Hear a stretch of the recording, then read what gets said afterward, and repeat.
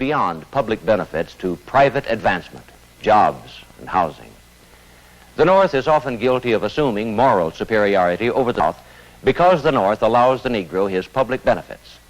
But when the Negro attempts private advancement, the self-righteousness of the North is frequently exposed. It is evident everywhere. 3 times in 12 years it has led to violence in Chicago. The Englewood district, where the latest violence took place, is on Chicago's south side, along the edge of an area which has seen an enlargement in the Negro population over the past 20 years. The line of demarcation between black and white, sometimes called the Wall, presently runs along the railroad tracks, which bound the community on the south and west. Inside this barrier resides a predominantly lower middle-class population, fiercely determined to maintain the present character of their neighborhood. The 30 apartment building, 30 apartments in the building, 14 of which were vacant, and the landlord had leased and rented apartments to this Negro family, and the result of this, the tension has grown in the area. Groups have been gathering every night. There have been disturbances, disorderly conduct. Policemen have been assaulted. It was Chicago's worst racial disturbance in more than a decade. Why did it happen? Strangely enough, the reasons are always the same. Distrust, unfamiliarity, fear, bigotry, often encouraged by profiteers. Similar thoughts run through the minds of people all over the United States.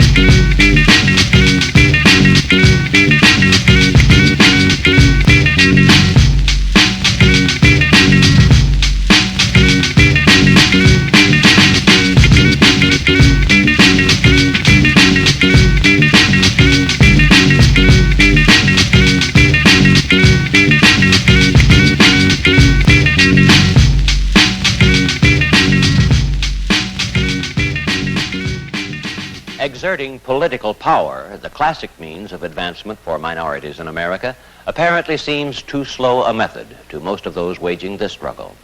But their political power is increasing, both as voters and as holders of public office. This can be seen in Massachusetts.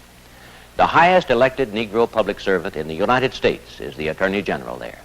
Brooks speaks as a Negro who must appeal to every kind of voter. The Negro, if he aspires to high elective office, must remember that he represents all of the people, not just the Negro people, but the white people, all of the different creeds, and that he must campaign on the issues pertaining to his particular office. I did so campaign in the Commonwealth of Massachusetts. I talked about the ills of Massachusetts government. I talked to people up and down the Commonwealth. I listened to their problems of housing and education and feeding and clothing, and I directed my campaign towards them. I think when this is done, that the white community will accept a man, regardless of his race or creed, to elective office, and I think that my election has proved this. Congressman William Dawson, for a time the most powerful Negro politician in the country, is an old-style political boss. His power base is an efficient machine on Chicago's South Side, a district which is 99% Negro and economically depressed. From this slum area, Dawson can command margins of 100,000 Democratic votes, enough to carry the state of Illinois. Dawson has never been a race leader. Like many congressmen, he has accommodated to the rules of the club and has enjoyed harmonious working relations even with colleagues from the Deep South. Behind the scenes in Washington, Negroes today play an important role in the formulation of administration policy. A deputy chairman of the Democratic National Committee, Louis Martin, feels strongly that the new Negro in politics must be a decision maker. I think they unquestionably will be decision makers. They are now in many instances. I must point out that in the Kennedy administration, the Negroes who have been given big appointments, like Dr. Robert Weaver, the head of the Housing Authority, is a decision maker. Incidentally, his office, of course, is not a racial office. It's the whole national housing effort. These are not token jobs. These are jobs where they have a real responsibility for carrying out the oaths of their office, and I think they are expected to live up to them in terms of all the people. In New York City, the leader of the Carver Democratic Club is Councilman J. Raymond Jones, sometimes called the Fox, considered by many as the most powerful Negro politician in New York State. Jones is a conscious race leader with strong convictions about the importance of economics in the Negro Revolution. As a political leader and as councilman, I see the role of the Negro politician as one working in the area of government, in the area of law, to produce those forces that will react on the economy of the country to the extent that big business will begin to realize that they too have a part to play in this revolution. According to the Muslims, the white man is the devil, the source of all evil. He hates black men, and black men should hate him in return. Those are the basic teachings of Elijah Muhammad, the Muslim prophet. He also teaches his followers, about 75,000 all told, that Christianity has failed black men. The American government has failed black men. The Muslim solution, a separate black state. Free you from anything, and Negroes don't know the truth. You find the Negro getting drunk, he doesn't know the truth. You find the Negro taking dope, he doesn't know the truth. You find the Negro lying and cheating, he doesn't know the truth. He's usually imitating the white man. Negroes get drunk because they see white people get drunk. They smoke cigarettes because they see white people smoke cigarettes. They commit fornication and adultery because when they turn on the television, all they see is a white man committing fornication and adultery. So, and they want to be like the white man, so they copy his immoral social habits. And the Honorable Elijah Muhammad comes along and teaches black people the glory of black. And instead of the black man then trying to imitate the white man, he tries to imitate God. He tries to be himself. And he tries to display high moral qualities rather than the low moral qualities. Right after World War I, a Negro leader named Marcus Garvey organized an ill-fated campaign based on the same principle. One of many men who opposed that movement, Philip Randolph, recalls conditions that led hundreds of thousands of Negroes to join the Garvey parade. They had come out of the war, where they had fought and died, and come into the southern communities where they met of violent racial discrimination. Many soldiers were the victims of police brutality. Some were lynched, and therefore there was widespread frustration and discord and discontent among Negroes. Garvey came along with his doctrine of back to Africa, and he painted glowing pictures of what Negroes could do were they to migrate to Africa, how they could build great enterprises and things of that sort. And this caught the interest and the imagination of the Negro, and many of them flocked into the Garvey movement. It's feared by some whites that the Muslims advocate violence, but that's not exactly the case. They say they don't believe in starting a fight, but if white men mistreat them, they won't turn the other cheek. That brand of militancy has forced other Negro leaders to become more aggressive. It's the implied threat of increasing Muslim power that makes some whites more willing to negotiate with the so-called moderate groups. To that extent, the black Muslims are making a major contribution to the drive for equal rights. This is the construction site of the Union County Courthouse Annex in Elizabeth, New Jersey. The demonstrators are protesting the fact that few Negroes have been admitted to the building trade unions. By their reckoning, Negroes have a right to more jobs on public projects such as this one because the money comes from tax dollars out of their pockets as well as the pockets of whites. This demonstration actually began before sunrise. At 6 a.m., only one picket was present, having been there all night long. He described his makeshift bed as uncomfortable, but police called it unlawful. What made you decide to sleep here tonight? Well, I feel like that I'm a Negro and that we are striving for equal rights, for opportunity, for jobs, and more security for our young people, our race, our children that are coming up in life, and better schooling. And I feel like we're entitled to it. And we have one foot in the door now, and it's no time to stop.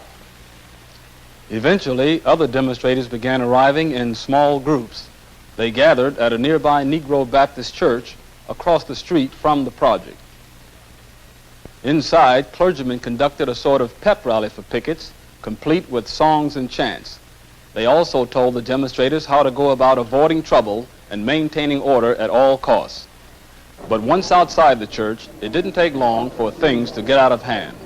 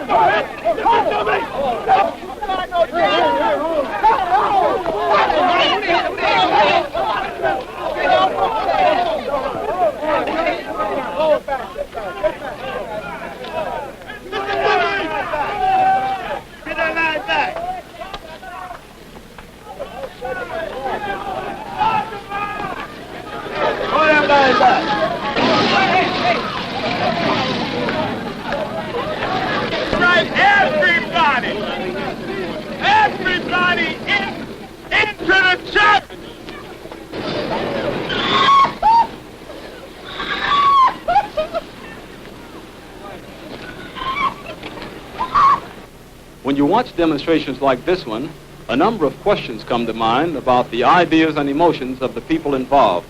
One way to look for the answers is to put yourself on the picket line.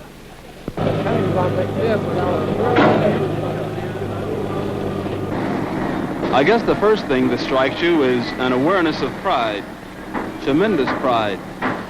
You sense it in all the people around you. Courage, too. It may not be much, but it is a personal effort. The strangest part about it is everybody here keeps going.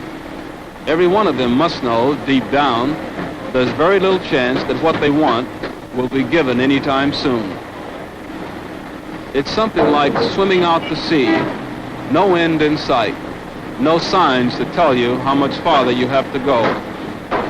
So you just keep going, one stroke or one step at a time, hoping.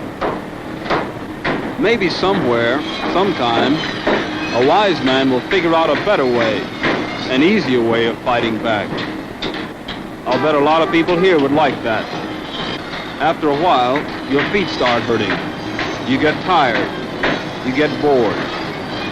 You start thinking about all the other places, all the other things you'd rather be doing right now. But they stay because they're part of something. Maybe the most important something of their whole lives. That doesn't mean they're friends or even that they know each other. It goes much deeper than that. I'd say it's a kind of kinship, the kind that comes from sharing the same foxhole. Come to think of it, this thing could be just about as dangerous as a foxhole. Another one of those free-for-alls might break out at any moment. I'll bet that comes. Suppose the guy next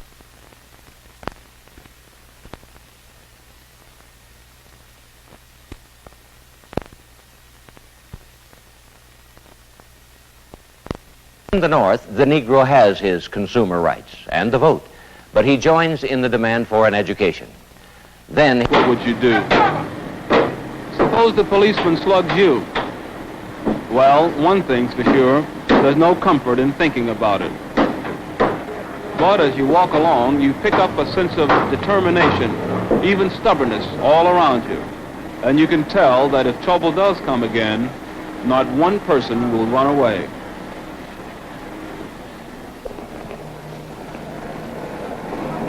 The fight for more jobs is still going on in many cities, including Brooklyn.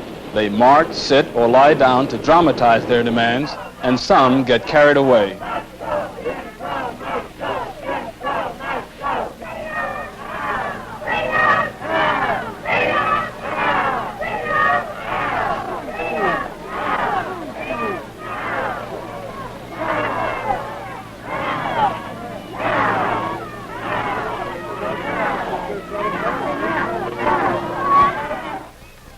Those demonstrations, and others just like them, have sparked action on a number of fronts to lessen job bias. In addition, some employment gains are being made through boycotts or selective buying campaigns. It's expected, in fact, that the economic boycott will soon replace demonstrations as the primary weapon in the fight. This threat already has led some business firms to go out of their way to put more Negroes on the payroll. But despite charges of discrimination in reverse, some integration leaders say not nearly enough companies have adopted that policy. In their eyes, job discrimination is the paramount issue in the Negro revolt. Their reasoning is simple. It takes money to obtain advantages such as higher education and better housing, which means that for millions of Negroes denied an equal chance in the job market, the American dream is beyond reach. Negro demonstrations in the North have made it clear that the revolution is national in scope. Although it has different objectives in different areas, a common goal of the revolution is the elimination of discrimination. While a few northern cities, Hillsborough, Ohio, New Rochelle, New York, have been found guilty of segregating schools by twisting boundaries of school districts, a far more common condition is the school that is predominantly Negro because the district is predominantly Negro, and this because housing in that district is all the Negro parents can afford, as in Englewood, New Jersey. As Englewood schools opened for the academic year of 1962 to 63, months of talk and legal maneuver turned suddenly into action. Lincoln Elementary School, 95% Negro, was picketed. A boycott left it almost empty. Englewood itself could not have been more surprised. The city, an important dormitory for the New York metropolis, seemed an ideal hometown, even to its 7,000 Negroes, nearly one-third of the population. Englewood has no visible racial barriers. There are palatial Negro homes in the most exclusive section. Comfortable middle-class homes are a commonplace. Negroes work for the city and for private enterprise. All public facilities are open to them. But there is a blot on Englewood's pleasant face, the Fourth Ward. It's a slum, almost entirely Negro, like the neighborhood school. This creates de facto segregation, and finally, some Negroes decided to act. We couldn't work within the structures of any of the organizations that are set up because of the various constitutions of these organizations. So consequently, a group of us got together, we decided on the Englewood movement, and after we got just about ready, we said, well, we needed someone to coordinate this movement. Hence, we called in Mr. Paul Zuber. Well, I think that what we are trying to do with the Englewood movement is to crystallize the complete contempt and lack of respect which is more or less shown towards Negroes in suburban areas such as Englewood. I think that one thing also that should be perfectly clear, the white liberal in the North is very upset about the Englewood movement because this is the first time that there will be an outcry against racial discrimination in a suburban area where the Negro population is not the majority. These same liberals didn't complain about mass rallies in Harlem, but they will complain when it's coming too close to their own backyard. These same liberals will send $25 to desegregate in Albany, Georgia, but they will turn their back and call names if we're trying to desegregate and bring equality next door to them. Paul Zuber's rally drew 4,000 cheering Negroes into Englewood's McKay Park. Past apathy gave way to new determination. And the time when the white power structure could get one or two old Negroes, preachers and a few doctors and a lawyer or two, and bring them in the back door and deal for you and me is over. People say that I wheel and I deal and I move in high-handed fashions. Let's face one thing, folks, we're in the big leagues now. Now, anybody who wants to play sandlot baseball, you take the token integration that goes with it. You take the token freedom that goes with it. I want it all. I want it now, not tomorrow or the day after tomorrow. And if it comes the day after tomorrow, I'm going to fight for it. De facto segregation at Lincoln School was officially ended. 70 other cities in 18 northern and western states still must solve the problem. Demonstrations of all types are prohibited. All stores will be closed at 7 p.m.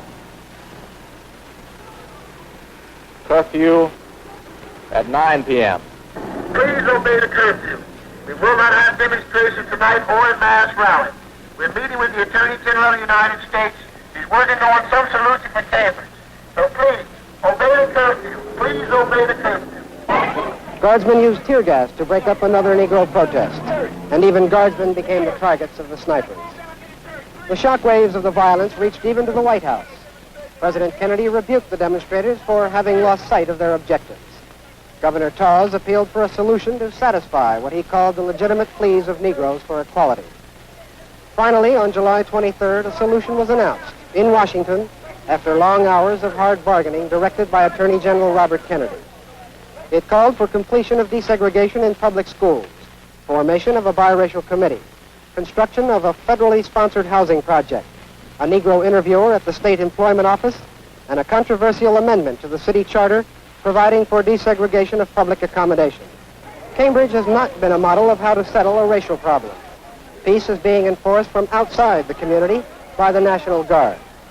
The solution to a local problem was engineered in Washington.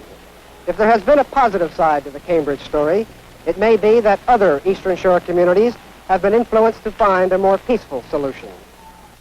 This is going to be an education problem and an economic problem.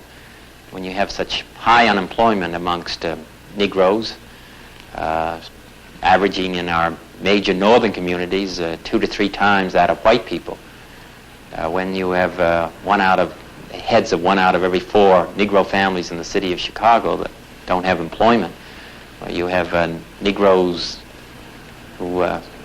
which are on relief for the second generation, where you have young people who drop out of school in large numbers, hundreds of thousands, and cannot get employment, where the unemployment rate goes up to 70 and 80%, where you have all of these factors, and people living in poor, substandard housing, lack an adequate education, don't have any recreation, and can't look forward to any hope, can't look forward to employment so that they can support a family, where you have malnutrition, where you have disease, all of these factors coming together, and this kind of explosion that's taking place at the present time. I say that unless we come up with some answers, economic answers, we need 30,000 new jobs in the United States every week over the period of the next 10 years to have a full economy. Unless our economy does well, and unless we can find employment for our people, then you're going to have many problems. I think that we can do that. I think we can stress vocational training. I think we can stress education. I think we can have our best teachers in these areas. And I think that with the passage of the tax bill, I think that, and with other measures that could be taken in the economic field, these really come under the category of civil rights, then I think we can get the answer. But you're going to require this action by the federal government, you're going to require action at the state level, the local level, and then the people themselves. If all of this is forthcoming over the period of the next 5 years, we'll come up with some answers.